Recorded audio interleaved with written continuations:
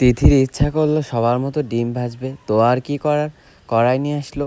কড়াই নিয়ে এসে ডিম ভাজা শুরু করে দিল। রৌদ্রের ভিতরে কড়াই নিয়ে যে গরম পড়ছে, রৌদ্রের ভিতরে কি আজকে ডিম ভাজতে পারবে নাকি পারবে না? ভিডিওটি সম্পূর্ণ দেখতে থাকুন। হ্যালো এভরিওয়ান, আসসালামু আলাইকুম। আশা করি সবাই ভালো আছেন, আমিও ভালো আছি। আমরা আছি আপনাদের সাথে তিথি অ্যান্ড তালহা।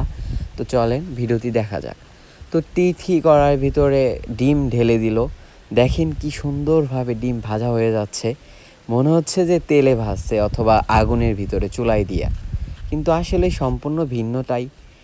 এটা হচ্ছে রৌদ্রের ভিতরে যে গরম পড়েছে, রৌদ্রের ভিতরে উঠানের পাট দিয়েই ডিম ভেজে ফেললো তিথি। দেখেন কত সুন্দরভাবে ভাজা হচ্ছে রৌদ্রে দিয়ে।